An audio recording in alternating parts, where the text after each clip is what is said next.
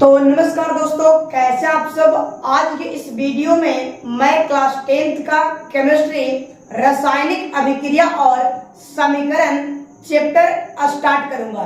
तो आइए वीडियो को बहुत ही बारीकता से समझते हैं। तो आइए वीडियो को शानदार बनाने का कोशिश करते हैं। चैप्टर का नाम है चैप्टर 1 केमिस्ट्री क्लास 10th का रासायनिक अभिक्रिया और समीकरण। तो एक एक पॉइंट को आप बढ़िया से स्टडी करिएगा। पहला है रासायनिक अभिक्रिया। रासायनिक अभिक्रिया। रासायनिक अभिक्रिया।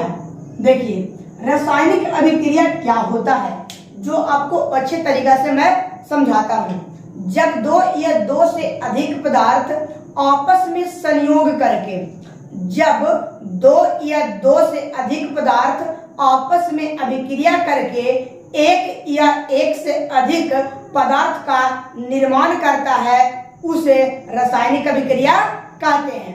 देखिए, आपको एग्जांपल से समझाते हैं कि जब कभी दो पदार्थ को लीजिए, यानी hydrogen plus oxygen, hydrogen plus oxygen, यानी जब हाइड्रोजन और ऑक्सीजन आपस में अभिक्रिया करता है तो जल का निर्माण करता है। तो देखिए, ये हाइड्रोजन हो गया और ये ऑक्सीजन हो गया। जैसे कि हम लोग लिख सकते हैं H2 प्लस O2 बराबर बनेगा, यानी तीर का चिन्ह क्या बनेगा जी, बताइए क्या बनेगा, H2O। तो ये जो हो गया, ये वाला पार्ट, ये पूरा टॉपिक जो कहलाएगा, यानी ये पूरे पार्ट जो कहलाएगा वो कहलाएगा रासायनिक अभिक्रिया, और ये जो पूरे टॉपिक कहलाएगा, यानी ये पूरे पार्ट कहलाएगा क्या चीज, तो रासायनिक समीकरण। देखिए, समीकरण का मतलब हो गया इक्वेशन, खाली दर्शाना होता है। तो इसको बाद में समझेंगे समीकरण को, और अभी रासायनिक अभिक्रिया की चर्चा करते हैं। उसी तरीके से हम लोग और एग्जाम्पल आपको दे सकते हैं कि जैसे दीजिए magnesium plus oxygen, magnesium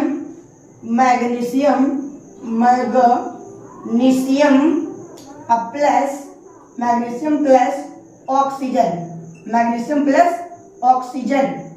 oxygen, magnesium plus oxygen, ये भी तो बन जाएगा मैग्नीशियम ऑक्साइड, मैग्नीशियम ऑक्साइड बनेगा। क्या चीज, मैग्नीशियम ऑक्साइड बनेगा।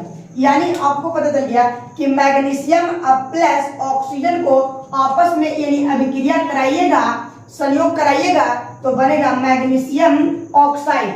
तो आपको रासायनिक अभिक्रिया अच्छा से पता चल गया होगा। एक गुलाब फिर से आपको बोलते हैं, जब दो या दो से अधिक पदार्थ आपस में अभिक्रिया करके एक या एक से अधिक पदार्थ का निर्माण करता है, उस रासायनिक अभिक्रिया कहते हैं। तो कंसेप्ट कंप्लीट हो गया कि hydrogen plus oxygen equal to जल बन गया। तो ये पूरे पार्ट जो, यानी ये पूरे फंक्शन, यानी टोटल जो होगा, ये कहलाएगा रासायनिक अभिक्रिया। सेकंड एग्जांपल, ये फर्स्ट एग्जांपल था और ये सेकंड एग्जांपल। बोला मैग्नीशियम प्लस ऑक्सीजन, तो बनेगा मैग्नीशियम ऑक्साइड। तो इसको हम लोग लिख सकते हैं Mg plus oxygen equal to, यानी बनेगा क्या बनेगा, मैग्नीशियम ऑक्साइड बनेगा। तो आप पहले जल्दी से वीडियो और ऑडियो की क्वालिटी बता दीजिए कि साफ देता है या नहीं देता है। तो चलिए, वीडियो और ऑडियो की क्वालिटी बहुत ही शानदार है। तो आपको रासायनिक अभिक्रिया समझ में आ गया होगा। तो इसे साफ करें। देखिए, तो इसको हम लोग साफ करते हैं।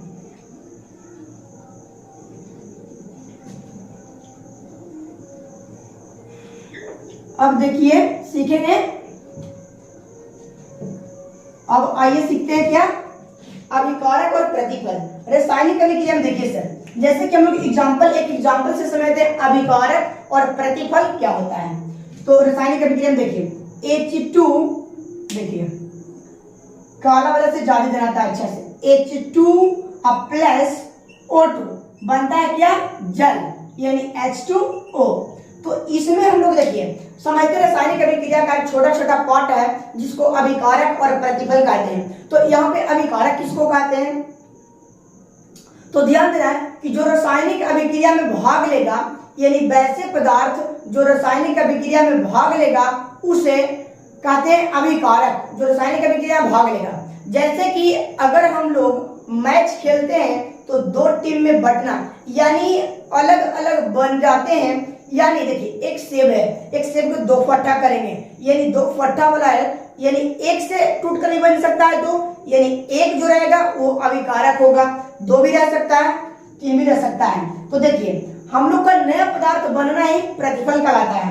तो प्रतिफल किसको कहते हैं? वैसे पदार्थ यानी रासायनिक अभिक्रिया में भाग लेने वाले नए पदार्थ को प्रतिफल कहते हैं। आइए एट फॉर एग्जाम्पल, यानी H2 प्लस O2 बन गया जल H2O, तो यहाँ पे ये पूरा फंक्शन यानी पूरे बात कहलाएगा H2 प्लस O2 जो है अभिकारक कहलाएगा।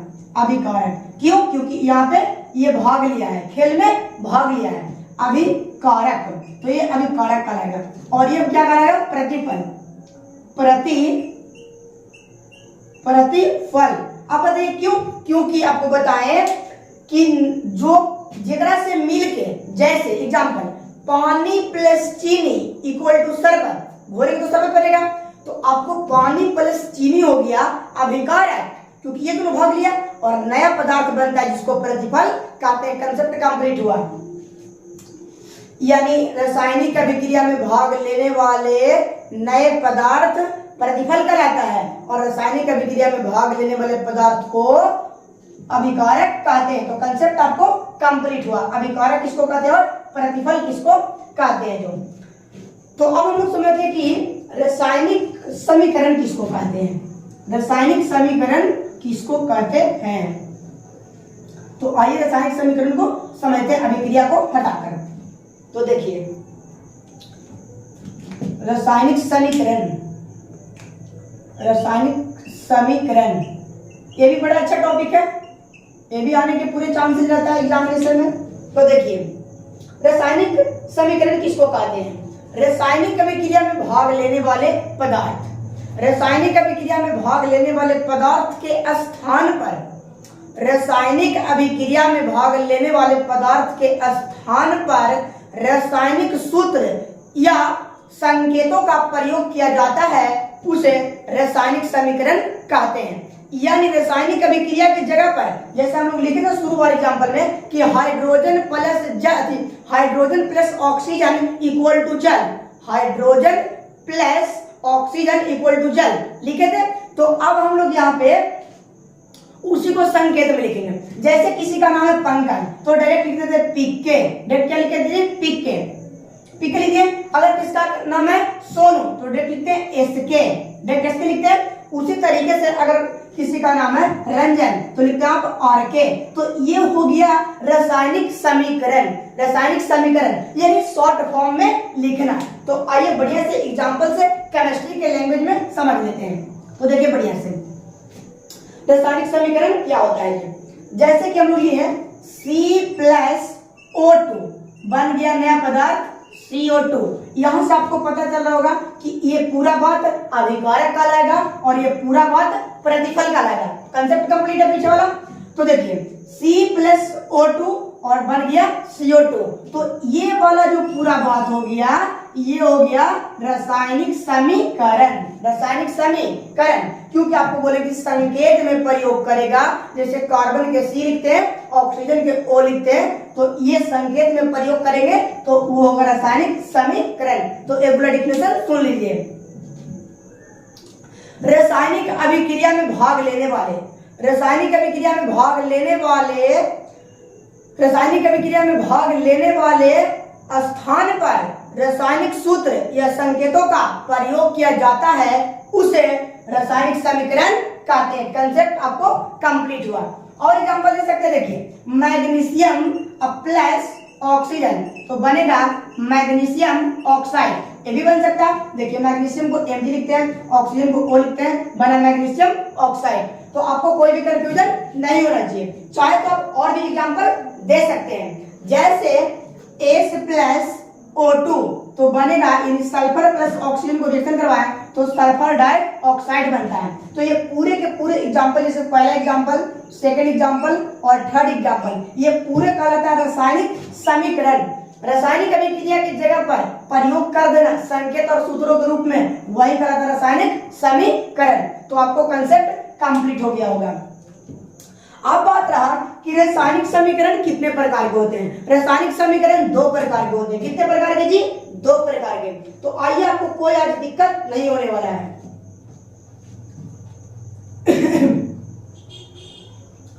रासायनिक समीकरण दो प्रकार के होते हैं। कौन कौन? जो सीखेंगे।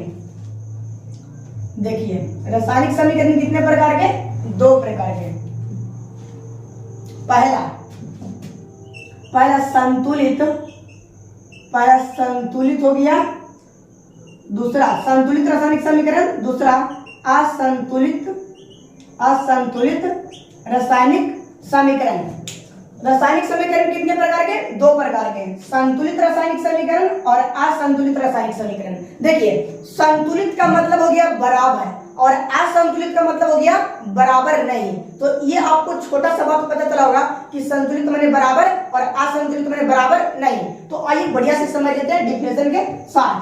पहला संतुलित, तो देखिए H2 प्लस O2 यहाँ पे रिएक्शन करवा रहे हैं तो बन गया H2O।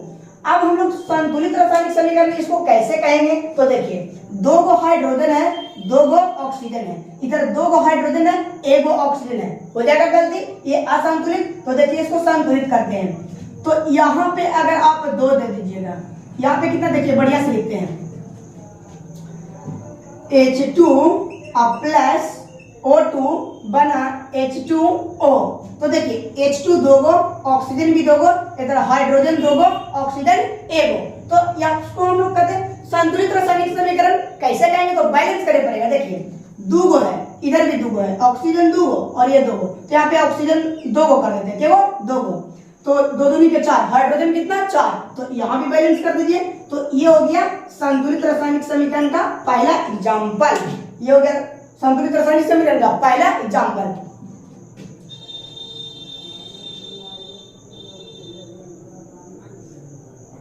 तो अब बात रहा कि संतुलित रासायनिक समीकरण किसको कहते हैं। तो रासायनिक समीकरण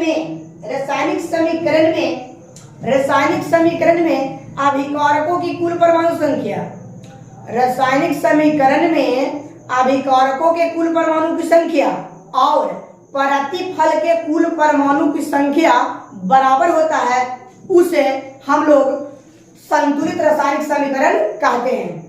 रासायनिक समीकरण में अभिकारकों के कुल परमाणु की संख्या, प्रतिफल के कुल परमाणु की संख्या बराबर होता है, उसे संतुलित रासायनिक समीकरण कहते हैं। एग्जाम्पल यहाँ पे आपको पढ़ा हुआ है समझा के।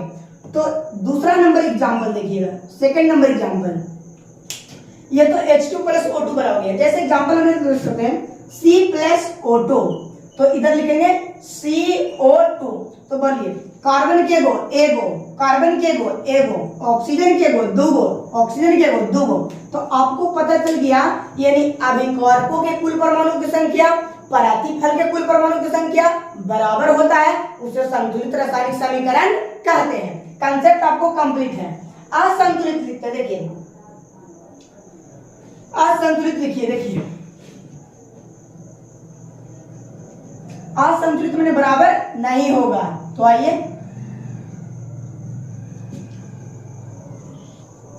दूसरा नंबर में समझते हैं असंतुलित। असंतुलित रासायनिक समीकरण किसको कहते हैं? यानी रासायनिक समीकरण में अभिकारकों के कुल परमाणु की संख्या और प्रतिफल के कुल परमाणु की संख्या बराबर नहीं होता है, उसे असंतुलित रासायनिक समीकरण कहते हैं। जैसे एग्जांपल लीजिए, H2 प्लस O2 तो बनता है H2O। अभी आपको बताए थे कि H2 प्लस O2 बन गया जल। तो आपको पता है कि H2 प्लस O2 बन गया जल, तो ये असंतुलित रासायनिक समीकरण आप कैसे करें सर? तो देखिए कैसे करें। हाइड्रोजन के गो दो गो, ऑक्सीजन के गो दो गो, हाइड्रोजन के गो प्रतिफल देने दो गो, ऑक्सीजन के गो एगो, यानी प्रतिफल देने अलग अलग हो गया और अभिकारक धर्य अलग अलग हो गया और प्रतिफल धर्य अलग अलग हो गया। यानी दोनों तरफ जब मान गड़बड़ा जाता है, बैलेंस गड़बड़ा जाता है, उसी को असंतुलित रासायनिक समीकरण कहते हैं। तो मुझे आशा है कि आपको वीडियो बहुत अच्छा लगा होगा। अगर आप चैनल पर पहली बार आए हैं तो चैनल को सब्सक्राइब जरूर करें और मिलते हैं आप लोग से रासायनिक अभिक्रिया के प्रकार के साथ।